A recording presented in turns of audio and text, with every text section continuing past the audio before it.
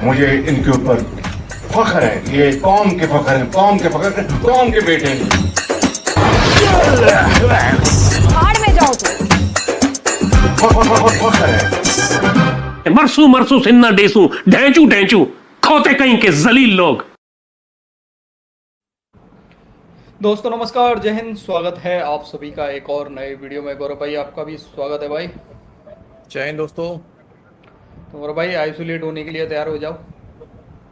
टार साहब का वीडियो है सर आज। My pleasure sir, my pleasure DC भाई।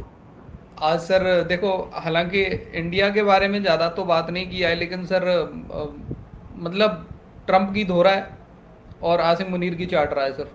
दबा के चाट रहा है सर आसिम मुनीर की आज। अच्छा, मतलब अब ये हो गया, मतलब छोड़ दिया इसने ट्रम्प का साथ। मुझे तो ऐसा ही लग रहा है सर, इसने धीरे धीरे छोड़ता जा रहा है ट्रंप का साथ, है ना। और जिस तरीके से सुनने में भी आ रहा है ना सर, थोड़ा सा अमेरिका का टिल्ट थोड़ा सा अलग हो गया, मतलब मन भर गया ट्रंप का आसिम मुनीर से, शायद मुझे ये लग रहा है। अब उसकी मसाज में मज़ा नहीं आ रहा, आसिम मुनीर की मसाज में मज़ा नहीं आ रहा, तो उसका मन भर गया। ये भी अब परेशान हो गया ट्रंप से। मुझे लग रहा है कि भाई इसने टिल्ट चेंज कर लिया तो हम भी चेंज हो जाएंगे, हम आसिम मुनीर की चाटेंगे। तो आसिम मुनीर की चाट रहा है भाई साहब दबा के आज इस वीडियो में। चलते हैं, पहले सीधे ही चलते हैं, आइसोलेट करते हैं भाई लोगों को। भाई लोग वीडियो पसंद आए लाइक शेयर एंड चैनल को सब्सक्राइब जरूर कर लेना। चलो और भाई लेट्स गो। चलो sir, let's go. Sajid Tarak साहब, मामला आगे बढ़ नहीं पा रहा और अब अमेरिका कह रहा है कि मैं कल से ईरान पर नई और सख्त तरीन, तारीख की सख्त तरीन पाबंदियां लगाने जा रहा हूं। तो अगर ये पाबंदियां लगाई जाती हैं और पहले भी लगाई गई हैं, तो इससे क्या हो जाएगा? अभी तक कुछ रिजल्ट्स तो अमेरिका को नहीं मिल सके अभी तक। मेरा ख्याल है कि इस वक्त प्रेसिडेंट ट्रंप जो है वो एक डेड एंड पे पहुंच चुके हैं, एक ऐसी गली में आ चुके हैं जहां से रास्ता नजर नहीं आ रहा है। ये आखिरी हरबा इस्तेमाल कर रहे हैं। लेकिन यहाँ ये मैं अर्ज करना चाहूंगा कि ईरान एक ऐसी कौम है जो पिछले 45 साल से इन सैंक्शंस का वो उनको सामना है। और दूसरी एक नई बात जो आई है सामने कि जब सैंक्शंस, ईरान के ऊपर सैंक्शंस का ऐलान किया गया तो चाइना इस दफा खुल के सामने आ चुका है। चाइना ने कहा है कि we don't agree with it, ये एक यकतरफा पाबंदियां हैं, यूनाइटेड नेशंस को इसमें आना चाहिए। और दूसरा यहाँ पे अर्ज करना चाहूंगा कि अभी भी उम्मीद की किरण मौजूद है, लेकिन नजर आ रहा है कि अमेरिका, जेडी वैंस साहब की स्टेटमेंट है, प्रेसिडेंट ट्रंप की स्टेटमेंट्स, और अब मिड टर्म ऑलमोस्ट सर के ऊपर है। अब वो कहते हैं कि हम कंबल को छोड़ते हैं, कंबल हमें नहीं छोड़ रहा। बीबी नेतन्याहू इस वक्त बिल्कुल सबसे ज्यादा काबिल नफरत शख्स ना सिर्फ अमेरिका बल्कि पूरी दुनिया में समझा जाता है। इस जंग में फंसाया जो है इजराइल ने है, ज़ायनिस्ट माइंडसेट ने है, उनका इन्फ्लुएंस था। प्रेसिडेंट ट्रंप ने सब समझा कि शायद जिस तरह वेनेजुएला में हम गए हैं, 3 दिन के बाद वहां इजराइल की एम्बेसी खुलेगी, वहां पे शाह ईरान का बच्चा जाएगा और उसके बाद यूक्रेन हमारा होगा, तो उसके बाद हरमूज हमारा होगा। लेकिन मेरे ख्याल में ये सारे जो सारे जो मंसूबे थे वो धरे के धरे रह चुके हैं। साजिद तारक साहब, जैसे कि आपने जिक्र किया है, अहम शख्सियत जो है वो ईरान का कल दौरा भी कर रही है और इससे पहले पाकिस्तान की एफर्ट्स की वजह से वो 14 पॉइंट्स का MOU भी साइन हुआ था। दोनों फरीकैन ने अपनी बड़ी कोशिश करके देख ली, वो किसी नतीजे पर नहीं पहुंच सके। तो जब वो मामला बिगड़ जाते हैं तो फिर पाकिस्तान दोबारा से इंटरवीन करता है और फिर दोबारा से एक मेज सजती है और सूरत हाल जो है वो आगे बढ़ती है। आपको क्या लगता है, कुछ चांसेस नजर आ रहे हैं कि सूरत हाल आगे बढ़े? चूंकि इस वक्त तो जंगबंदी 60 रोज़ा जंगबंदी भी जो है वो भी खत्म हो चुकी हुई है, लेकिन अटैक्स नहीं हो रहे एक दूसरे की तरफ। तो क्या ये आने वाले दिनों में ये फ्रीजिंग कॉन्फ्लिक्ट के तौर पर बरकरार रहेगी चीज, या कोई सोल्यूशन निकल सकता है इसका? मुझे उसमें से उम्मीद नजर आती है, क्योंकि इससे पहले हमारे वजीर दाखिला मोहसिन नकवी साहब जो है वो ईरान का दौरा कर चुके हैं। मेरे ख्याल में काफी हद तक उन्होंने कन्विंस कर लिया ईरानी क़यादत को, और उसके बाद हमारे फील्ड मार्शल साहब जा रहे हैं। दर हकीकत अगर देखा जाए तो ईरान भी अब इस जंग से बेजार है। ईरान भी चाहता है इसका हल निकाला जाए। तो इस डेस्परेशन के अंदर मेरे ख्याल में हमारे फील्ड मार्शल साहब का दौरा बहुत इंपॉर्टेंट होगा, कन्विंस कर पाएंगे। और दूसरा सबसे बड़ी बात यह है कि हमारे फील्ड मार्शल साहब की जो सबसे बड़ी खूबी है, he is a clear headed person, he is a very sincere person, he is a soldier, he is a professional soldier। और आप देखें कि 1 साल का बुनियानुल मरसूस से आज तक का सफर आप देखें, मक्का पैक्ट को देखा जाए, आज बांग्लादेश उसमें दिलचस्पी ले रहा है, आज इजिप्ट उसको देख रहा है, कतर है, कुवैत है। आप देखें किस तरीके से कि पाकिस्तान एक जंग से निकलकर इस वक्त इस रीजन को लीड कर रहा है। मक्का पैक्ट के अंदर सबसे ज्यादा इंपॉर्टेंट जो इंपॉर्टेंस हासिल है वो हमारी पाक फौज को है। दुनिया की एक वाहिद फौज है पाक फौज हमारी, जो ना सिर्फ अमेरिकन हथियारों के ऊपर उनकी दस्तरस है बल्कि चाइनीज सिस्टम्स उनके हथियारों में उनको भी समझते। जानता है डीसी, मुझे अगर टार की जगह बैठा दो ना तो सर मुझे इसका पूरा A to Z स्क्रिप्ट याद हो गया है, क्या बोलना है, कब क्या बोलेगा, किस लाइन पे क्या बोलेगा, ठीक है, फुल्ली स्क्रिप्टेड। एक बस पढ़ लेता है ये बोलना है, और जहाँ जहाँ जाता है यही कि हमें अमेरिकन हथियारों पे भी महारत हासिल है। चीन, अबे कौन सी महारत हासिल है तुम्हें अमेरिकन हथियार पे? क्या चलाया है अबे तुमने अमेरिकन हथियार में? F-16 और छोटे मोटे रडार वडार इधर उधर कुछ भी। अरे सर महारत तो है सर, चाइनीज है। हथियार चला नहीं पाए। नहीं महारत तो है सर इनको सरेंडर करने की ना, ये तो हासिल है ना हाँ सर। वही है, शर्म आनी चाहिए यार कि अमेरिकन हथियार होने के बाद भी तुम लोगों ने सब जगह सरेंडर किया भारत के सामने यार। अब चाइनीज हथियार थे तो भी तुमने सरेंडर कर दिया। अरे कहीं से भी ले लो यार। हैं तो मेरे ख्याल में आने वाले दिनों में हमारे फील्ड मार्शल साहब की मिलिट्री डिप्लोमेसी जो है वो काम करेगी, आसूदगी आएगी। पाकिस्तान का जो हमारा डिफेंस जो है एक प्रोडक्ट बन के उभरेगा और इस खित्ते को ना सिर्फ सेफ बनाएगा, इसकी हिफाजत करेगा। और मैं बिलखुसूस जिस तरह मैंने आपको अर्ज किया है हमारे फील्ड मार्शल साहब, मैं आपको यहाँ पे एक और बात भी कोट करना चाहूंगा। हमारे फील्ड मार्शल टेम्पा फ्लोरिडा में जब आए थे तो उन्होंने कहा था कि दुनिया अब हमसे फॉरेन पॉलिसी की क्लासें लेगी, और आज बिल्कुल ऐसे होता नजर आ रहा है। बिल्कुल पाकिस्तान की फॉरेन पॉलिसी, पाकिस्तान का उस खित्ते में रोल, पाकिस्तान के ऊपर ना सिर्फ वॉशिंगटन DC और चाइना बल्कि सऊदी अरेबिया, ईरान सब का वोट ऑफ कॉन्फिडेंस होना इस रिमार्केबल स्टोरी जो आने वाले दिनों में बड़े वार कॉलेजेस में और फॉरेन पॉलिसी के स्कूलों में पढ़ाई जाएंगी। हमारे फील्ड मार्शल साहब ने कहा था हमारी तरक्की लिखी जा चुकी है, स्पीड का तयन हमने खुद करना है। और बिल्कुल स्पीड देख लें आज। बिल्कुल जी साजिद तार साहब, आपने दुरुस्त कहा कि इस वक्त पूरी इंडिया की तरफ हम देखें तो इंडियंस कहते हैं कि कितना आइसोलेट हुए भाई, सही बताना। और सर मैं आज थोड़ा सा आज हेल्थ सही नहीं है, थोड़ा फीवर है अंदर से। मुझे लगा कि चलो थोड़ा सुन लेते हैं, मजा आएगा सर। सुनने के बाद सर मुझे लग रहा है देखना पड़ेगा, सर टेम्परेचर बढ़ता गया मेरा। यार क्या बंदा है यार। ये तरक्की का स्पीड मुझे ये बताओ डीसी, ये तरक्की का स्पीड कौन सी स्पीड पे जाएंगे भाई? ये कौन सा स्पीड पे तरक्की करेंगे? तरक्की के लिए स्पीड को भी तय करना पड़ेगा कि सर हमें किस स्पीड से तरक्की करनी है। हाँ वो तो वही कह तो रहा है, टार की तय तो है कि पाकिस्तान तरक्की करेगा, लेकिन किस स्पीड से तरक्की करेगा सर वो बस पता करना है। ऐसे या ऐसे, किस स्पीड, ऐसे या फिर ऐसे स्पीड स्पीड का पता नहीं लगा पा रहे हैं लोग। भाई लोग आप ही लोग बताओ कमेंट करके आप कि हमें ये मक्का पैक्ट जो हुआ है इन्होंने पहले क्या कर लिया जो सऊदी अरब पे हमला हुआ था। चौथा, बांग्लादेश ने भी कहा है कि वो भी शायद इसके अंदर ज्वाइन कर सकें। इस हद तक के ये भी बातें हो रही हैं कि और मुल्कों को भी इसमें जो है वो इन्वॉल्व किया जाए। आप कैसे देखते हैं इन डेवलपमेंट्स को? और अमेरिका और ईरान किसी कंक्लूजन पे नहीं पहुंच पा रहे, सिचुएशन उस तरह जिस तरह बननी थी वो नहीं बन पा रही, तो what do you make of these developments? Cheema साहब, मैं अर्ज करना चाहूंगा कि पिछले तकरीबन जब लास्ट टाइम हमने ब्लॉग किया उसके बाद चीजें चेंज क्या हुई हैं।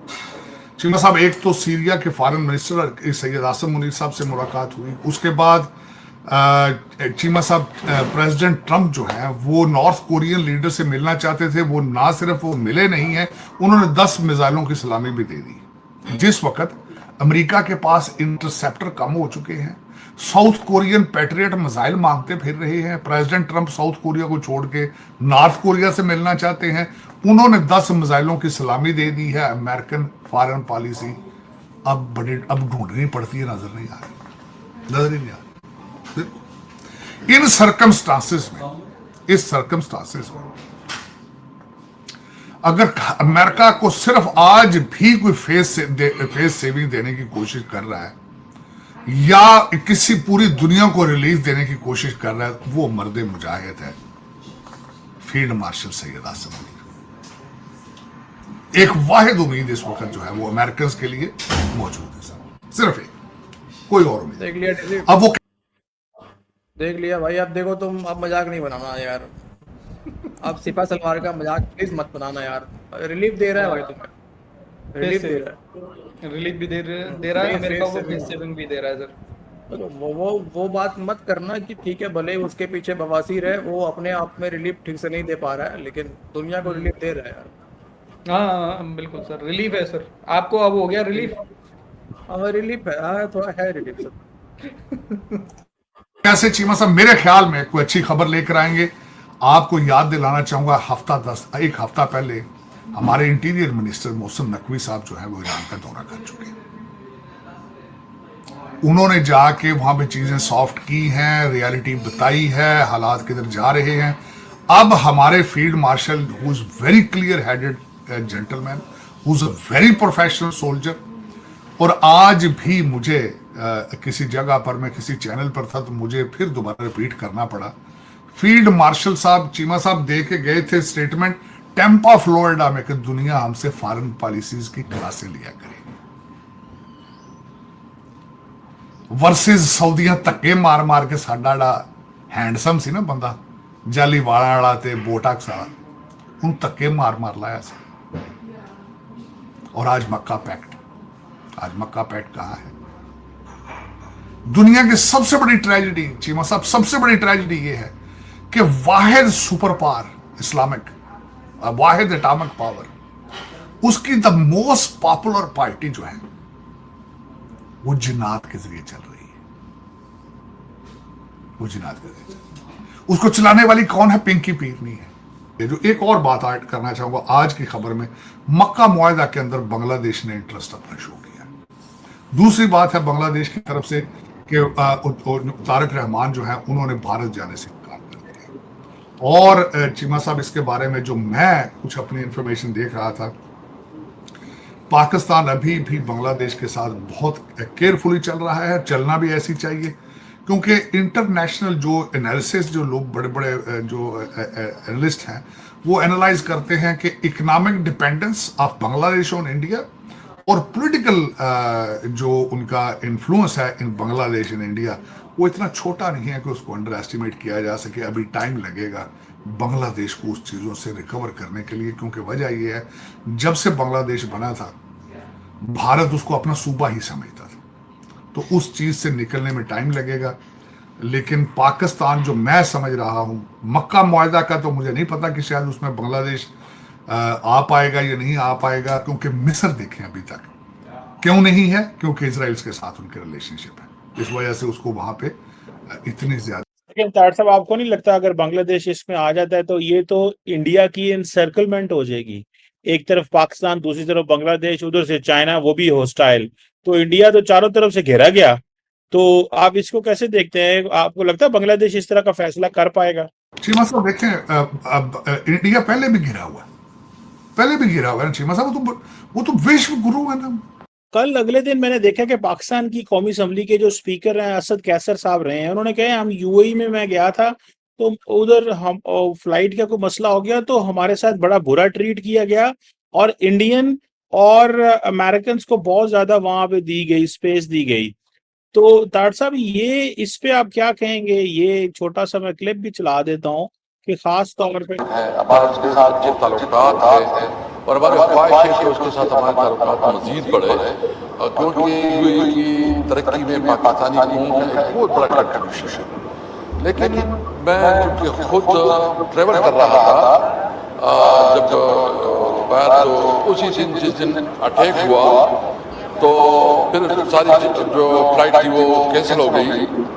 वहाँ जो रवैया रखा गया वो बहुत ही लापरवाही था, यानी अनाउंसमेंट हो रही थी कि सिर्फ इंडिया और अमेरिका पासपोर्ट होल्डर, यानी मैंने खुद, मेरे साथ कुछ पाकिस्तानी थी तो उसने कहा कि यार हमारा बड़ी इंपॉर्टेंट एक चीज ये जो तो ताड़ साहब ये सिचुएशन डेवलप हुई है, इस पे क्या कहेंगे? ये कह रहे हैं जी कि इंडियन पासपोर्ट्स को वैल्यू दी गई, हमें वैल्यू नहीं दी गई। नहीं चीमा साहब देखें, दो चार चीजें उसमें, ये फॉरेन पॉलिसी का एक फैक्टर है।